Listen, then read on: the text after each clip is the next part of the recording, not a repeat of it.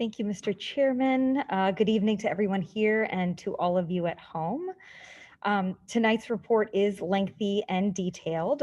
We will start with an instructional update, highlighting some of the improvements and adjustments we are trying to make to our remote learning model in order to best maximize our time and resources as we do enter into this second phase of remote learning. We will also take a quick look at our attendance figures through the first 40 days of school. Next up, we will be doing a review of our community's COVID-19 metrics, our work with the district's COVID response team, and how all of this information is guiding our decision-making on remote and in-person teaching and learning. Finally, we are going to take a detailed look at our budget. I hope and trust this will be very helpful to everyone in understanding not only some of the issues that are most pressing to us at this very moment, but also how the district has already begun the critical work of reimagining the district's budget planning process. When we conclude, I am confident that you will have a fresh new perspective on how the Everett Public Schools wants to invest in our students and in their education. And as always, I will share some bright spots from the past 2 weeks.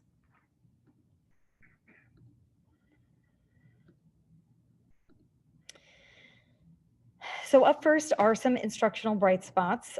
We definitely acknowledge the challenge that this is to our families right now, and definitely the challenge that faces us moving forward with phase 2 of remote learning.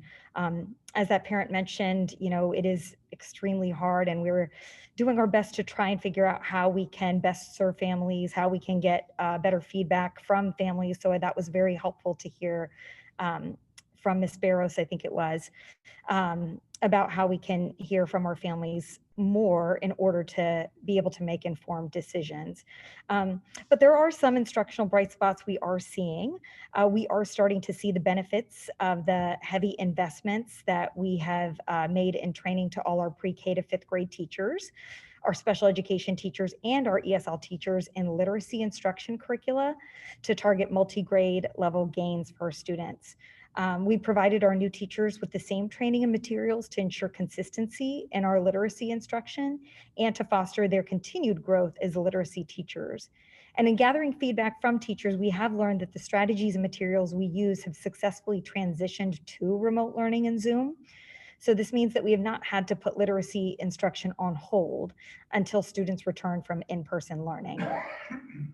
So in order to best reflect the learning experience students would receive in an in-person setting, we are going to lengthen synchronous class blocks by 50 to 70 minutes for all elementary and middle school grade levels, pre-K through 8.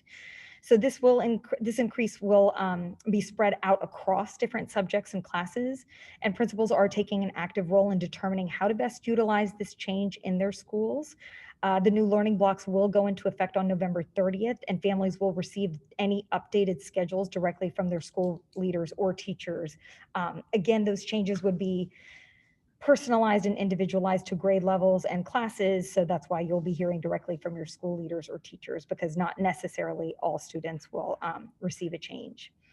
On the technical front, we are taking full advantage of the chance to regularly analyze the student usage and performance data that's generated by the virtual learning platforms we're using. So this includes iReady's real-time dashboard, our Zoom dashboards. So each week, students in grades K through 8 participate in a positive pressure-free competition, actually in iReady, in which they aim for the best possible usage and accuracy percentages.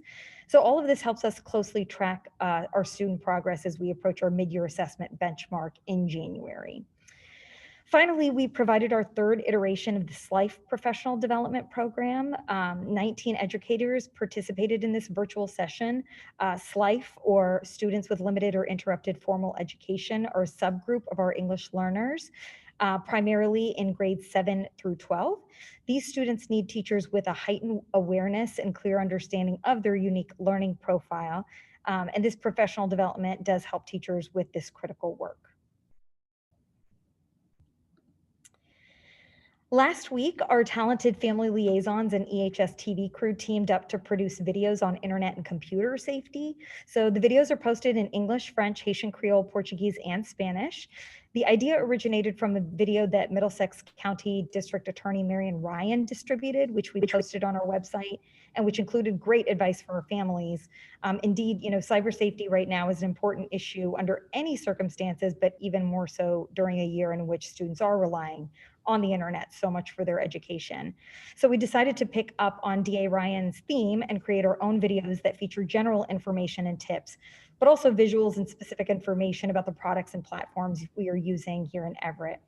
So we just wanted to show you a quick preview of how they turned out.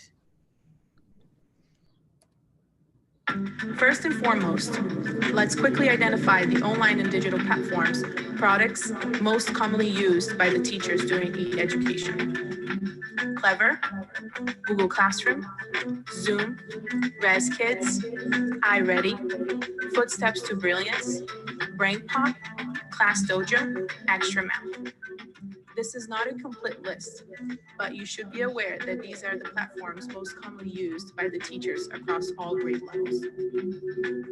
D'abord et avant tout, identifions rapidement les plateformes numériques et en ligne et les produits les plus couramment utilisés par nos enseignants lors de la e-éducation. Clever, Google Classroom, Zoom, ResKids, iReady, Footsteps to Brilliance, BrainPop, ClassDojo, ExtraMath. Ceci n'est pas une liste complète, mais vous devez savoir que ce sont les plateformes les plus couramment utilisées par les professeurs à tous les niveaux de classe.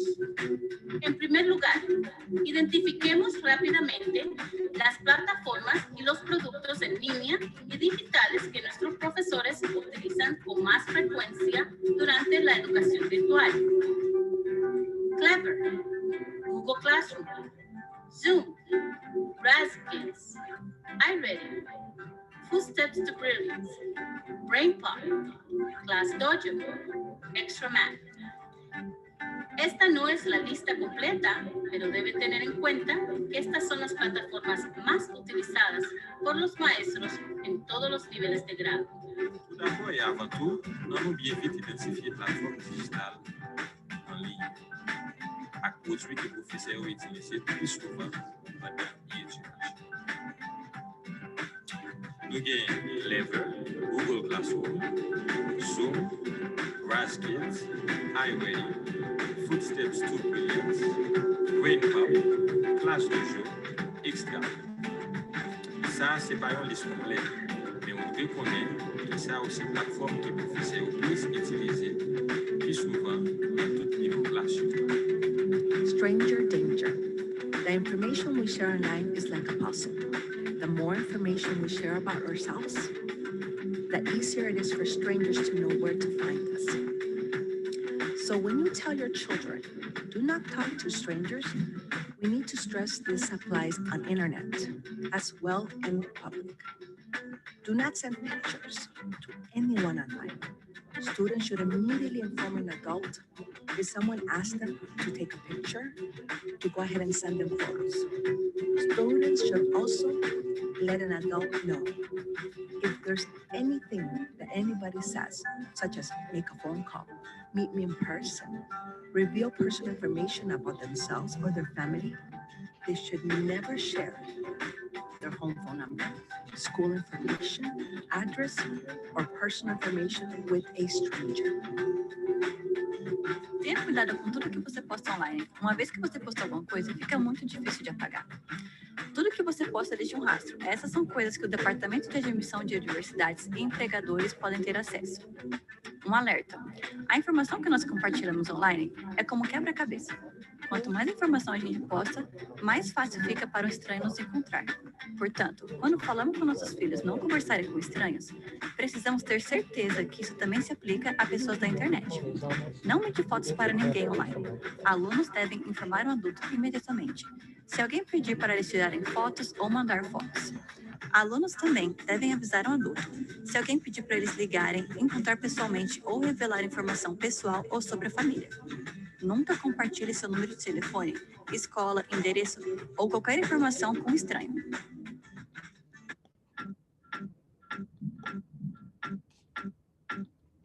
First and foremost, So those videos in their entirety are also available online. And again, they go through several different portions of cyber safety. Since we last met, the Webster School welcomed back students in grades 3 through 5 who were enrolled in our integrated learning program. Webster staff members worked tirelessly to prepare for the return of these students. And as you might expect, my visit to the school was characterized by wide smiles and a lot of happiness. A total of 9 students are in this program at the Webster, and teachers and staff report that they are thriving both socially and academically. The teachers did work very hard to make meaningful connections with these students and to establish a strong learning foundation via remote learning. And because of this, I think we found that the students quickly and successfully transitioned back to the classroom. I was particularly impressed with the setup of the classrooms. As this slide shows, we purchased large blue dividers that give students more room and comfort. While I never imagined using the word divider to describe one of our classrooms, I think we can all agree that these are better than the plastic or plexiglass products that surround some classrooms and desks, or at least they're a good option. Launching this program is in line with, again, our overall current approach to our reopening. So this is to say we want to add as much as we can, as safely as we can, as strategically as we can. And we will talk more about this later tonight when we take a deep dive into the city's COVID-19 metrics and how they relate to our reopening. But it will continue to be our overarching goal to add, not to subtract from what we do offer to our students in general, and as well to our most vulnerable populations in particular. We also used Election Day to give our teachers a dedicated block of time to connect with families for conferences, as well as the opportunity to participate in self-guided and pre-recorded professional development. So the day was another in a growing list of examples in which our educators have made the most of difficult and non-traditional circumstances. I heard from many teachers about their conscientious and rewarding efforts to reach out to our families. One wrote to me about that magical point when an English learner begins to develop proficiency, calling it one of life's little gems. The teacher explained that he was able to talk to parents about how they can foster and encourage learning to speak and read English, which is certainly not an easy task. Some teachers quickly checked in to share good news, including an Everett High science teacher who happily informed us that she connected with 38 families between 8 a.m. and 3:30 p.m. A Whittier School second grade teacher commented that this was the best communication that she's been able to have with parents in her entire career. And an elementary school teacher talked to us that she utilized a communication platform called Talking Points during our parent communication day, which enabled her to speak to a parent or guardian for all 24 students in her class. So she called Talking Points the best foreign language communication platform that she's ever witnessed in her 28 years teaching in Everett. Talking Points was a topic covered in an edition of our technology newsletter that's assembled by our e-education team. So it was very heartening to see an example of a teacher positively utilizing something shared by her colleagues. More importantly, it is an example of a teacher taking the initiative to find a solution that made sense for her class and her families. We asked educators to use every means possible to them to contact families, and I really do applaud and thank our teachers for rising to the occasion.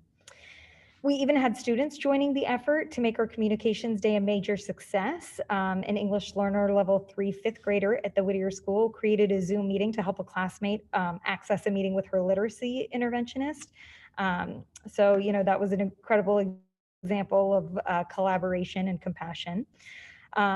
Thanks also are in order to our Health and Wellness Coordinator, Julie Ann Whitson, who recorded a presentation on COVID-19 safety measures and guidelines. The FAQ-based webinar is on our website, so teachers can access it if they need it at any point in the future. Teachers were also given access to a session on the importance of parent engagement by our school committee member and fellow educator, Dana Murray, from our summer professional learning. So thank you, Ms. Murray, for that. Much attention has rightfully been made of the great steps we've taken to provide technology to our students and families, but we have also made a significant investment in purchasing MacBook Air laptop computers for our teachers. So the laptops are property of the Everett Public Schools and are being distributed under the direction of Adeline Celestin, our Executive Associate of Project Implementation. I want to thank the team who has supported this effort, including Gage on our technology team, Mary Pulio, Kim Auger, and of course our wonderful principals. So far, we have distributed more than 250 MacBooks to teachers and staff. We will continue to distribute the laptops as teachers request them. In this slide, Webster School Principal Chris Barrett presents MacBooks to Don Fiali, Katrina Bruin, Devin Fitzpatrick, and Nicole Howard. If any teacher who needs a laptop is watching this tonight, please make sure to contact your school leader. As many of you know, a lot of students spend a lot of their time gaming. You might even, like myself, have a son or a child or a loved one who once in a blue moon spends time gaming when they should be doing their homework or their chores. So for our students who are serious about their gaming, we wanted to help them direct their energy into a potential career interest. So this year, Everett High School is entering the Elite Gaming Live season. Elite Gaming Live is a competitive esports gaming platform with an educational component where our students can compete against each other by compiling points and wins in games such as FIFA, 2K, Mario Kart, and Madden. Each school starts off with 50 players who are committed to the gaming as well as the training portion of the gaming academy. And after the inter-school season is over, 8 members will compete nationally in an esports championship for scholarships and prizes. So this program is especially useful for our students who have an interest in how to build video games, engineering, software development, marketing, and/or computer science. And I want to thank you to Everett High's new Vice Principal, Corey McCarthy, for initiating this project. I look forward to updating you all about this effort as the school year moves along. Before we move on, a programming note, as they say, Daniel Rassi, a 2001 Everett High School graduate, is competing on tomorrow night's episode of Chopped on the Food Network. The show airs at 9 p.m. and it is the second installment in the Chopped Comfort Food Feud series. Daniel owns 2 restaurants in North Conway, New Hampshire, and his parents still live here in Everett. We wish him all the best tomorrow night in the Chopped Kitchen, and please tune in if you are able. So now we will turn our attention to attendance, which we continue to closely monitor and analyze. The large majority of our students continue to have an attendance rate of 90 to 100%. As of the 40th day of school, 5,539 of our students have 90 to 100% attendance. We continue to be very proud of these students who are logging in for their e-education on a daily or near daily basis. Just as importantly, the percentage of students in the lower attendance bracket continues to decline across all grade levels, so that is good news. And the number of daily absences is plateauing at approximately 500 per day, which equates to a 93% district-wide attendance rate. That is equal to the district's average over the past decade. I commend the principals, assistant principals, guidance counselors, and all educators and staff who have been persistent in reaching out to the families, finding out what challenges our students are facing, and helping find a solution whenever is possible. This slide shows how we are taking an individualized approach to students who are struggling with attendance, which we define as those having a 76% attendance rate or lower, or 9 total absences after 38 days of school. So last week or 2 weeks ago, we had highlighted the Cavarian School and how we were looking at that as a specific case study. But this chart is for our entire district, and it characterizes the total number of absences in 5 ways: student engagement, student refusal, needs technology, navigating e-education, and needs tech repair. So it is important to note that these are all of the absences we have logged since the very first day of school. So it's cumulative, and many issues were resolved over the first few weeks of school as we delivered Chromebooks and iPads to students, and as students and families resolved issues and uncertainties over things like Clever Badges and Zoom. So we will continue to prioritize technology so that we can help our families as quickly and completely as we can on a case-by-case basis. Of more concern are the students who are not attending school because of what we are calling student engagement or student refusal. So student engagement refers to students who have what they need to participate in remote learning but cannot do so because of an obstacle or situation, quite possibly one that is out of their control. So finding out what those specific reasons are is the crux of our individualized approach. We log all attempts to reach families. If we can identify the cause of a student's high absence rate, we do everything we can to help remedy the situation. I do not feel comfortable listing too many of these specific reasons, as I do not want to, again, reveal anything that could violate someone's privacy. But I can tell you that the explanations are varied. Several students are working to support their families, for example. Others, not surprisingly, have been infected by COVID-19. Others might be coping with social and emotional distress. So in a lot of these cases, our compassion for the students' overall health and well-being are equal or greater to our deep interest in their attendance rates. Student refusal is used to describe those students who are more obstinately not attending school. So obviously our efforts are no less determined with these students, but we cannot identify what issues a student might be dealing with if repeated attempts to reach a family are unsuccessful. And if we don't know what the problem is, obviously it is much more difficult to develop a solution. So this category also serves to remind us that our outreach efforts are not exclusively the result of COVID-19. Student truancy is an ongoing issue, particularly in urban school districts.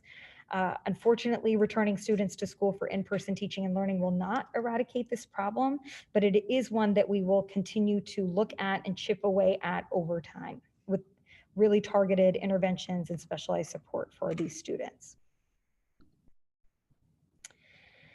So as is our practice, we will now shift our focus to Everett's COVID-19 statistics,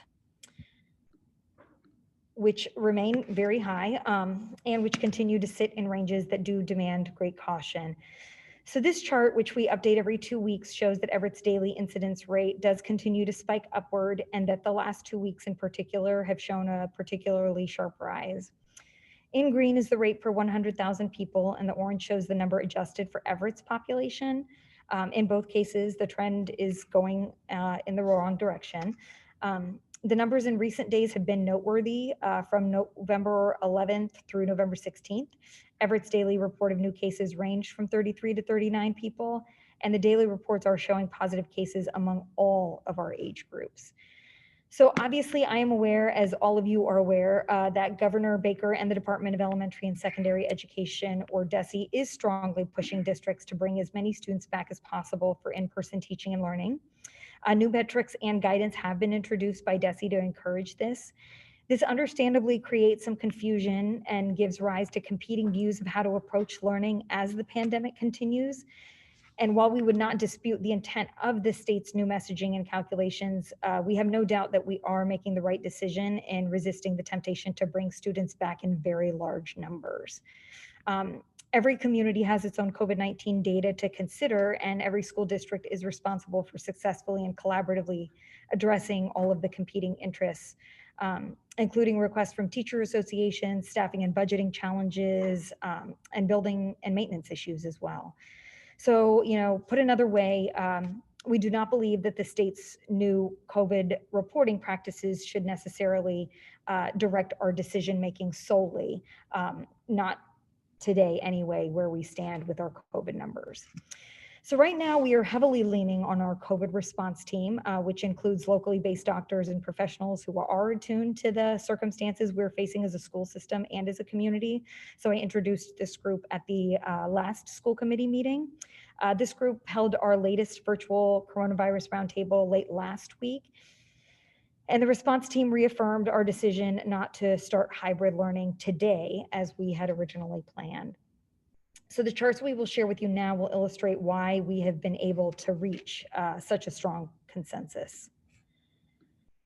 So this chart and the next chart show total tests in green on the left y-axis and total cases in orange on the right y-axis. Both are steadily increasing. There is no sign of decline in these figures, barring obviously a major breakthrough in preventing the spread of COVID-19. As was the case last time we met, these numbers continue to climb. And this next chart shows the total number of tests administered in Everett and positivity rates as recorded on a weekly basis. Our positivity rate has risen almost nonstop since late September, from a low of under 3% to at or near 7% today. So this metric has been identified as a useful one to consider when determining reopening schedules. DESE no longer has any guidance on its website on this topic, but in the spring, the World Health Organization, or WHO, advised governments that positivity rates should remain at 5% or lower for at least 14 days before it is safe to open. So our response team does not firmly recommend that we use the WHO guidelines in literal terms, but it does suggest that we do not bring back students in great numbers until our positivity rates are declining, or at least level off for a demonstrable period of time. So we will be working with the response team at our next meeting in early December to determine a set of metrics that we can use here in Everett that will be sort of our guide moving forward for when we can return. On this chart in green is the number of active cases the city has averaged week to week. So since November began, there have been more than 324 Everett residents with confirmed COVID cases. But there's certainly more in the community who have not been tested and carry the disease asymptomatically. And as the percent positivity continues to increase, shown in orange, so will the active cases. So looking at the state, the Commonwealth recently changed how it formulates its color-coded classifications, which is what I was referring to earlier. And we've discussed at length during recent school committee meetings. On November 6th, the state adjusted its calculations for determining what color category a city or town falls into. So the result is that fewer cities and towns are in the red or most severe category, but unfortunately these relaxed parameters did not currently change Everett's place in the red zone. So it is even more important to note that these altered calculations have taken place during a period of increased positive cases, hospitalizations, and tragically deaths. I say this not to be overly alarming, but to point out that a community's color designation can belie the Commonwealth's overall trends. So whatever metrics we look at, the facts remain that members of our community need to do whatever we can to limit the spread of coronavirus. In that light, it is never a bad time to remind ourselves to wear masks, socially distance, and wash and sanitize our hands as frequently as possible.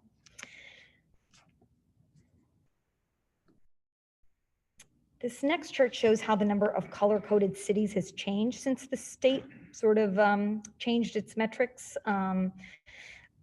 For example, cities like Everett in the red or severe category totaled 135 with the old metrics, and then it dropped to 16 the following week due to reclassification.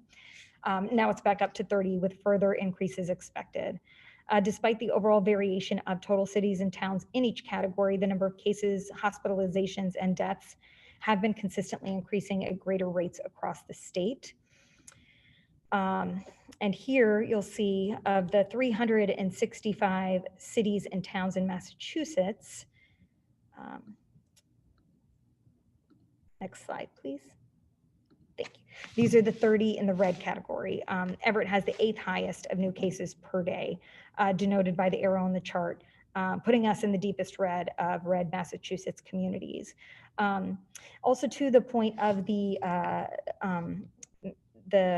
public comment today, I am actually in communication with several superintendents. It is unfortunate how many are currently starting to move to remote learning. Our goal for the next school committee meeting is to be able to give you some level of understanding of what we're seeing across the state in this, because it is happening rather quickly, and the numbers even in the schools with hybrid have started to kind of go up very quickly, and superintendents have expressed concern. It is my intention that the slides and charts we just reviewed tell a clear story, one that says that we do unfortunately need to exercise caution and calmly explore any viable options for in-person activities in the coming weeks. We again are very committed to doing so, again to add opportunities, learning opportunities and programs for students rather than subtracting, so that is our goal. Between now and our next response team roundtable meeting in December, we will closely monitor the programs we already have in place for their continued safety and effectiveness. This greatly helps inform what expansion we can explore, including the opportunity for some extracurricular activities. So we'll continue to use an equity lens to determine which of our students or high need students populations will most benefit from being in our school buildings. You know, like so many of you, am frustrated by our inability to be more firm with start dates. It is disorienting to look at a school calendar and see so many question marks. So our approach is to look at what benchmarks we need to hit before we can plan to bring back students in large numbers. It is essential that we have clarity on this front before we commit to, for example, starting hybrid learning, where we would have 3,000, over 3,000 students in our buildings on a specific day and date.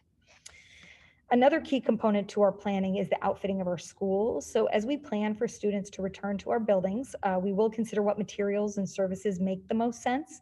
This includes, but it is not limited to, some things that have been brought up on these meetings, like plexiglass dividers in classrooms, temperature checks. That being said, what we may need in order to safely transition into a full hybrid model, considering our current state, does come with budget implications, which actually brings me to item number 2 on the agenda, which is my FY21 budget investment plan. So to begin, it is important to point out that our budget work, as always, is continuous, but particularly this year, everything we do or want to do is tied to funding sources, whether that be our operational budget, our local contributions, Chapter 70 funds, grants, or federal initiatives such as the CARES Act and Medicaid reimbursement. So this means that all of our strategizing includes detailed financial consideration. So that is why my leadership team does include a chief financial officer and a budget grants director, 2 professionals who are skillfully and correctly helping align our goals and objectives with our fiscal responsibility. So I bring this up, not to salute ourselves, but to remind everyone that we have already greatly changed the way we account for every dollar we receive or hope to receive. My initial listening and learning tour and my first few months on the job were all I needed to really discover that the Everett Public Schools was crying out for clearer, more effective, and more ambitious budget planning, both for the immediate, the short, and the long terms. So tonight I'm going to highlight our budget priorities in the largest sense. With it, I believe we can begin a longer process of dealing with education and economics in a way that I think is going to benefit our students to the fullest extent possible, and in the most efficient manner possible. So I want to circle back to the 3 requests we submitted to City Council after the November 2nd school committee meeting. As a refresher, the 3 requests were: 1, to reimburse the school district the $471,140 in COVID-related expenses incurred in FY20 and moved by the city just before the fiscal year was closed. Number 2, to move $300,000 back from the after-school program line to the special education transportation line, a technicality that doesn't actually affect the district's bottom line budget, but fixes the miscommunication being conveyed about funding over net school spending. And 3, to reimburse the district for the cost of the Devon's lease, which is not an allowable cost under net school spending and by DESE regulations. So we did receive a response from the city specifying that the first 2 requests are premature and are hence not being submitted to the City Council for consideration, since it is felt that the district has enough funding to meet its current spending plans. The response to the 3rd request was to move funds from our transportation line to cover this city cost that is not one that the district should be bearing. So the following budget plan outlines for you strategic investments and supports that we believe are needed to move our district forward and to meet the needs of our students. It is a plan that requires these funding lines be restored so we can leverage all of our dollars towards it. It was asked for in that response that we do provide a budget plan. So that is my intention here this evening in this budget plan is to provide clarity on that request from the city.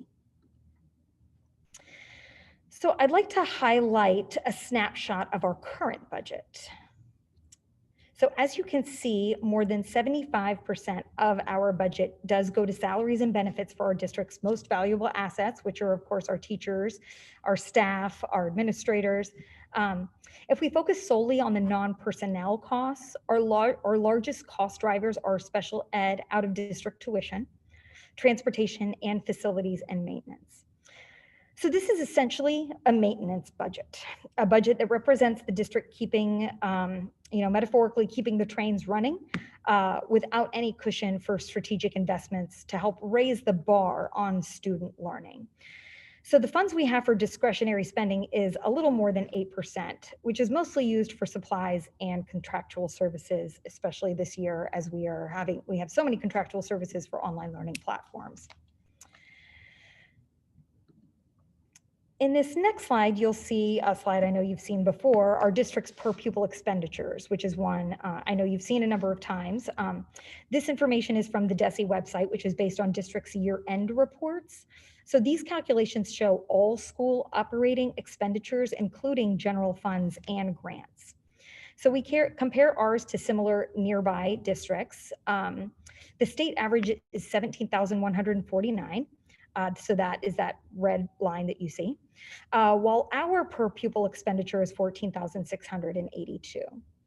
So it is important to note here that the amount spent per pupil is not necessarily a function of how much it costs to educate our students, but is more a representation of the funds that we have available to educate our students.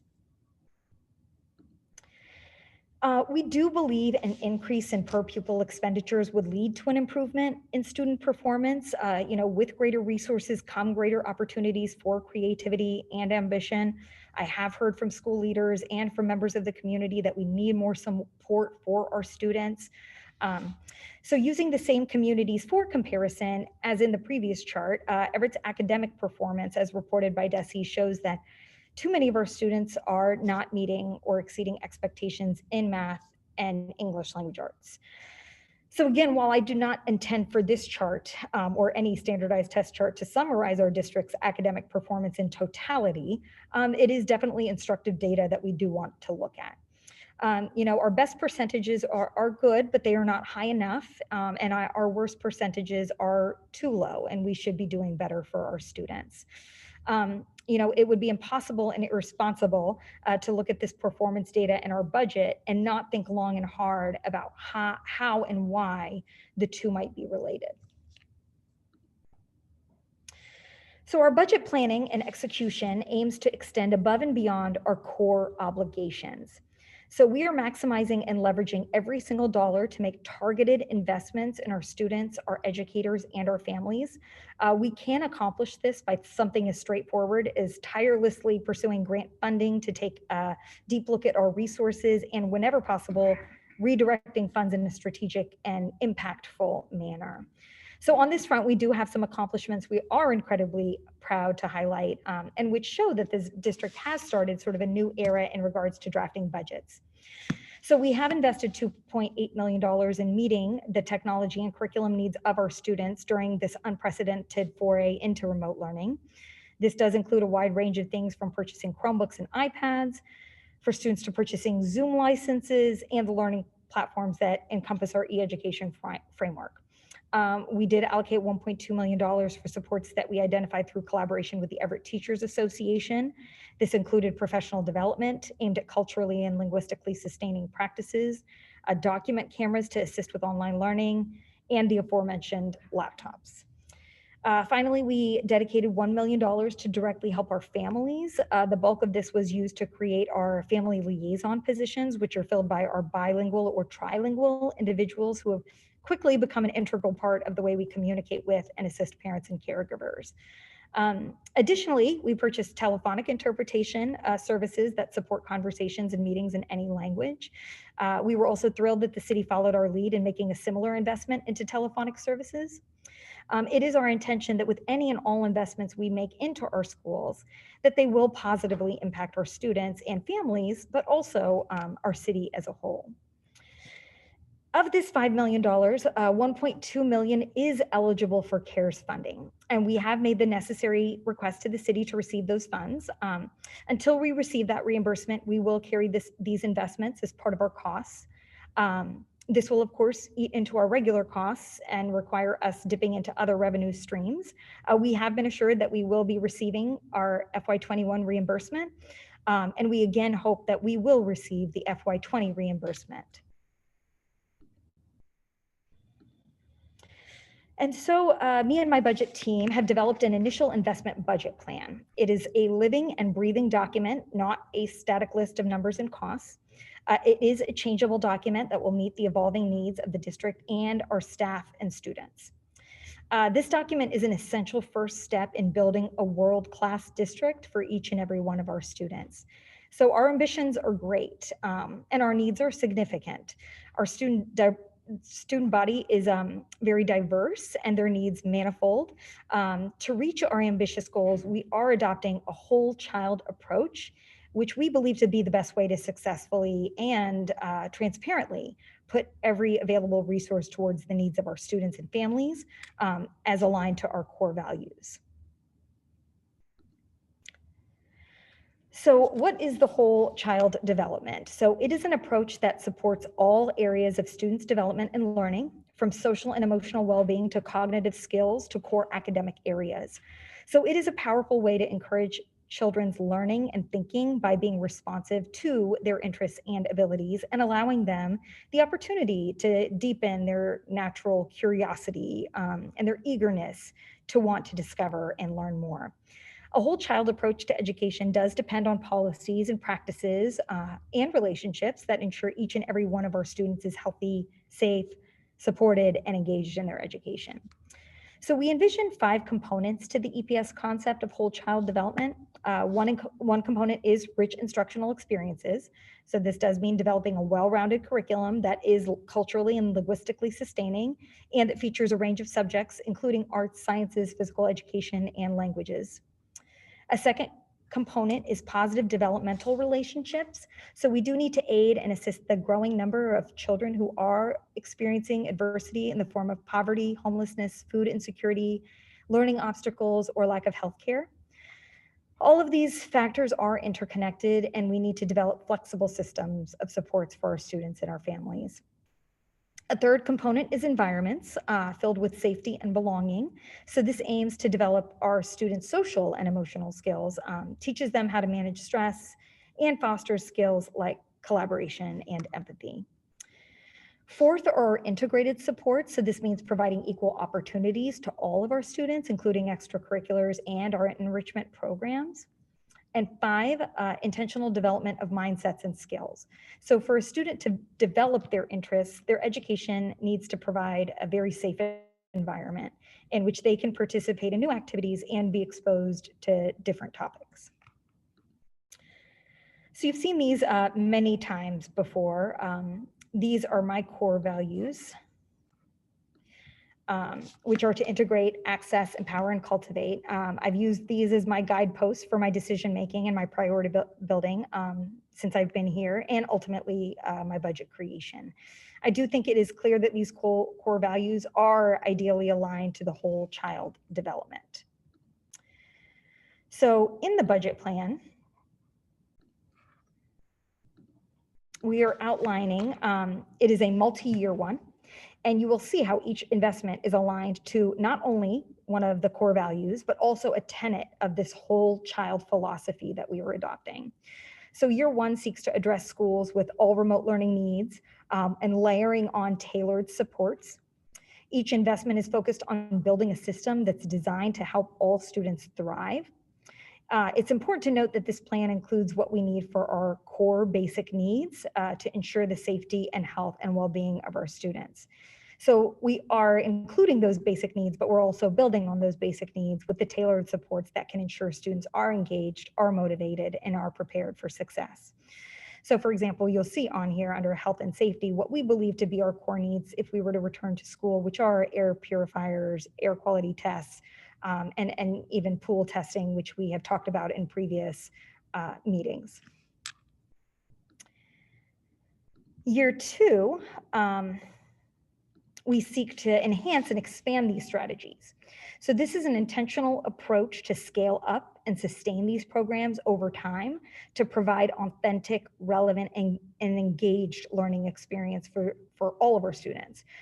So through cycles of continuous improvement and feedback and collaboration with the community and staff, we hope to learn and adapt in pursuit of these aspirations for our whole child development. So you saw on there many different examples of what we would like to invest in. But to drill down more deeply into some of the examples of those investments, I want to quickly identify 3 things that give you an idea of what I'm talking about in each of those bigger buckets. So again, this is not the exhaustive list, but rather just an attempt to give you sort of a wide angle look at some of the things that we feel are important and could quickly be implemented. So firstly, we need to install smart boards or comparable technology in all of our classroom. Smart boards are interactive digital whiteboards. They are, in simplest terms, 21st century chalkboards without the chalk. So this technology is used in millions of classrooms around the globe. There are many districts that do have smart boards in every classroom, and they are a great help in helping teachers and students share and review work in and out of class. We would also like to hire social and emotional wellness coordinators and or a services coordinator who understands all of the services our students and families need, how they are connected to a student's education, and how to effectively and efficiently deliver them. As you would expect, our social and emotional wellness coordinators would be able to help students and families address the multitude of issues or obstacles they might be facing and which might be negatively impacting their school experience. So we have made major strides in these areas already, most pointedly through the hiring of our family liaisons. But I do want to build on this work and again, continue to formalize and refine it and provide the best services we can for our students. Thirdly, the district needs to optimize efficiencies. And I know this, we have talked about this quite a lot since I've come. The School Finance Review Commission did recommend that we use a new and modern financial and human resources system, perhaps something like a product called Munis. This was also a recommendation that was more recently echoed by the firm Open Architects when it performed a review of our financials. So we were not surprised that the district is being persuaded that a product like Munis, which is specifically designed to help public sector institutions and organizations operate with accuracy, transparency, and efficiency, that would be the route for us to go. It is the system of choice for approximately 120 school districts across Massachusetts, one being the Lawrence Public Schools, who implemented it the year Commissioner Riley took receivership. So as you know, we did receive a request from Malden Transportation requesting a monthly payment equivalent to 70% of their special education transportation payments in FY20. So this is a request to get them through these uncertain times, even though these are not the full services currently being rendered. The chart above shows you the projected actual cost we would pay this year based on the number of students currently being transported versus the payments they are requesting a guarantee on. So our initial offer to Malden had been that we amend the FY22 rates back to the FY20 rates to alleviate some of the financial burden in what we believe is going to be a tight budget year next year. In response, Malden Transportation asked that we keep the rates as is since it was directly related to wage increases over the next few years, but they did lower their current cost from 70 to 60%. So in summary, the projected actual cost here would be approximately $805,000, and the cost based on the 60% request would be $1.44 million, which is a difference of approximately $620,000. Again, we are working on an amendment to the contract to, if this was the direction we decided to go, to again make sure that we are paying only for the services that are rendered. So finally, the funds that we are counting on receiving to help fund these investments are varied. We are awaiting the FY20 FEMA CARES and the Devon's lease reimbursement. We are that we do believe that we, rightfully deserve.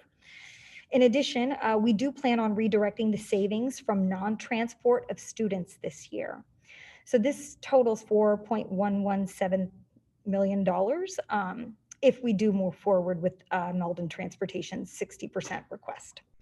If we do not receive these funds, we will have to make adjustments to our budget. We will utilize the same tenets that we utilized earlier this spring when it came to our budget reductions, and we will do our best to ensure that any cuts do not impact our core instruction. So we do have some ideas for where we can make these reductions, unfortunately, if necessary, which we will be prepared to share with you during our next meeting, if necessary. At this point, for this need to be mitigated, though, we just need to be provided with the funds that we requested and for which we do believe, again, that we are entitled.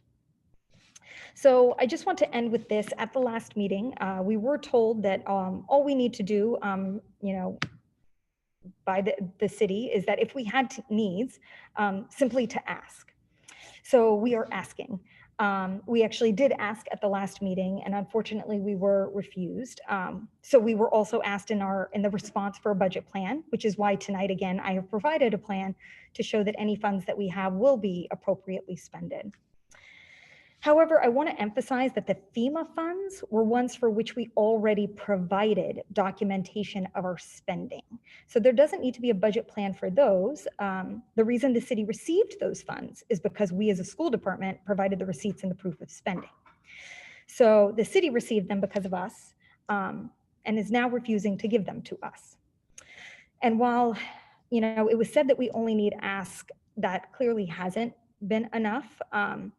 I have had meetings with the city, and I have let them know that, I will do what I need to do in order to get the funds for our students, the funds that they so rightfully deserve. I did ask, and that's not enough. I am willing to beg. I'm not too proud to beg on behalf of the students of the Everett Public Schools, especially when all I'm asking is that student dollars be given to whom they rightfully belong, which is our students. So I do ask to please consider this my official plea that we be reimbursed our FEMA FY20 funds and that we be given the money we are owed for the Devon's lease, and that the city not refer us back to our own special education transportation fund as a way to make up for the funds that they will not reimburse to us. So we have demonstrated through this budget plan that we can and will spend any funds appropriately and effectively that the city should be allowing us to use these leftover transportation funds to make up for our low per pupil expenditures that we are giving here to our students in Everett. So instead of eating into our bottom line budget in order to reimburse us for building leases that belong on the city budget as per DESE regulations, or to reimburse us for FEMA funds that they are being given on our behalf. So this only results in less investment if we take it out of our bottom line to our students, when I think we've demonstrated that now more than ever, they deserve a greater investment.